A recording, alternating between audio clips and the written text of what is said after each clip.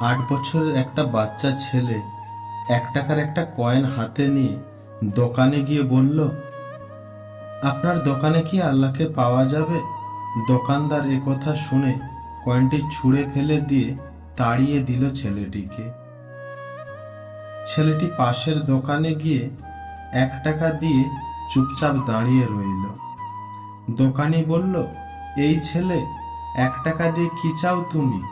ছেলেটি বলল, আমি আল্লাহকে চাই, আপনার দোকানে আছে?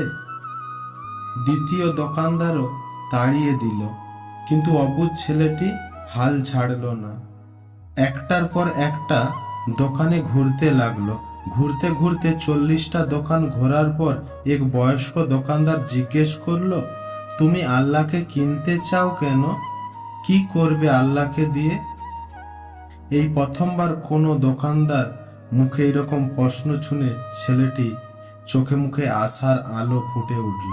নিশ্চয়ই এই দোকানে আল্লাহকে পাওয়া যাবে। হতচকিত কণ্ঠে উত্তর দিল, আমার তো বাবা নেই, এই দুনিয়াতে আমার মা ছাড়া আর কেউ নেই।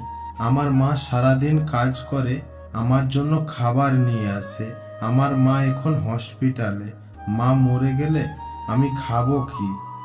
ডক্টর বলেছে একমাত্র আল্লাহই পারে আমার মাকে বাঁচাতে। আপনার দোকানে কি আল্লাহকে পাওয়া যাবে? লোকটি বলল, হ্যাঁ পাওয়া যাবে। কত টাকা আছে তোমার কাছে? ছেলেটি বলল, মাত্র 1 টাকা। তিনি বললেন, সমস্যা নেই, এই 1 টাকাতেই আল্লাহকেও পাওয়া যাবে। দোকানদার বাচ্চাটির কাছ থেকে 1 টাকা নিয়ে খুঁজে দেখল 1 টাকায় 1 গ্লাস পানি ছাড়া বিক্রি করার মতো কিছুই নেই। তাই ছেলেটিকে ফিল্টার থেকে 1 গ্লাস পানি ধরিয়ে দিয়ে বলল, এই পানিটা খাওয়ালেই তোমার মা সুস্থ হয়ে যাবে।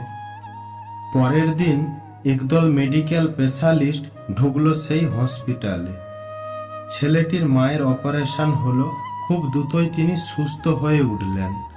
ডিসচার্জের কাগজে হাসপাতালের বিল দেখে মহিলা অজ্ঞান হওয়ার মতো অবস্থা। ডক্টর ওনাকে আশ্বস্ত করে বলল, টেনশনের কিছু নেই। একজন বয়স্ক ভদ্রলোক আপনার সব বিল পরিশোধ করে দিয়েছেন, সাথে একটা চিঠি দিয়েছেন। মহিলাটি চিঠি খুলে পড়ে দেখল, তাতে লেখা, আপনাকে ধন্যবাদ দেওয়ার প্রয়োজন নেই, আপনাকে তো বাঁচিয়েছেন স্বয়ং আল্লাহ। আমি তো শুধু উইশিলা মাত্র, বরং ধন্যবাদ দিলে দিন আপনার অবুঝ বাচ্চাটিকে, যে 1 টাকা হাতে নিয়ে অবুঝের মতো আল্লাহকে খুঁজে বেরিয়েছেন। তার বুক ভরা বিশ্বাস ছিল একমাত্র আল্লাহই পারে আপনাকে বাঁচাতে। এর নামই বিশ্বাস, এর নামই ঈমান। আল্লাহকে খুঁজে পেতে কোটি টাকা দান খয়রাত করতে হয় না। বিশ্বাস নিয়ে মন থেকে খুঁজলে 1 টাকাতেও পাওয়া যায়।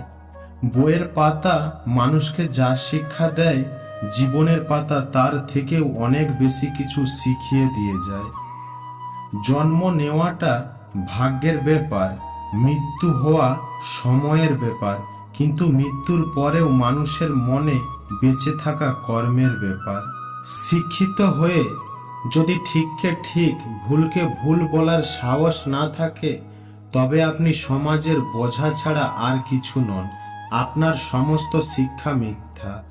কাউকে দুঃখ দিয়ে বেঁচে থাকার চেয়ে দুঃখ নিয়ে বেঁচে থাকা অনেক উত্তম, কারণ নিজের কষ্ট নিজের জন্য।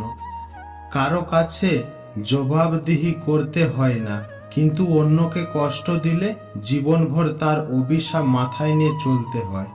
পৃথিবীর সবচেয়ে পুরাতন যন্ত্রের নাম স্বরযত্ন, যা যুগের পর যুগ সার্ভিস ছাড়াই চলে। 1 কেজি সোনার মূল্য 50 লক্ষ টাকা, 1 কেজি সাপের বিষের মূল্য 4 কোটি টাকা। ফ্যাক্ট হলো, এই সমাজে ভালো মানুষের চেয়ে বিষাক্ত মানুষের দাম অনেক বেশি। মন খারাপ, খুব অসহায় লাগছে, তবে কথাগুলো মিলিয়ে নিন, দেখুন তো সত্যি কিনা।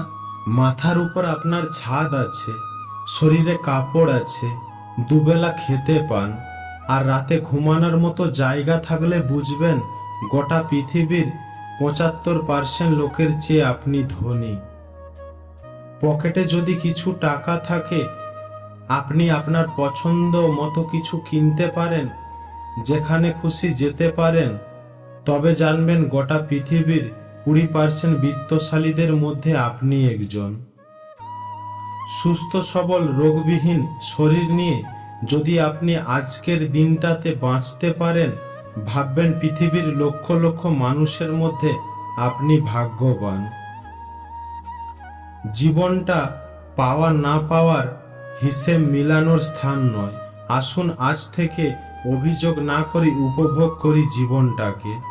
পৃথিবীতে সবচেয়ে সুন্দর দৃশ্য হলো কাউকে হাসতে দেখা। তার চেয়েও ভালো লাগবে যদি আমি জানতে পারি আমার কারণেই একজন মানুষের মুখে হাসি ফুটেছে। প্রয়োজনের চেয়ে বেশি সঞ্চয় করেছি, তবে টাকা নয়, কিছু বাস্তব অভিজ্ঞতা। 3 জায়গায় কখনো নরম হবেন না। সত্য কথা বলতে, মা বাবাকে কেউ গালি দিলে, নিজের স্ত্রীর ব্যাপারে। কাউকে ঠকিয়ে নিজেকে খুশি ভাবছো, ভুল ভাবছো। সময়ের ব্যবধানে তুমিও একদিন ঠকে যাবে। একটা বাস্তব সত্য, অর্থ যেখানে নেই, ভালোবাসা সেখানে দুর্লভ। সাপ তার বিষ রাখে নিজের দাঁতে, কুকুর তার বিষ রাখে জিভে, মাকড়সা বিছা তার বিষ লেজে রাখে, কিন্তু মানুষের একমাত্র প্রাণী যে কিনা বিষ নিজের অন্তরে রাখে। ভিডিও ভালো লাগলে সাবস্ক্রাইব করে পাশে থাকার অনুরোধ করছি।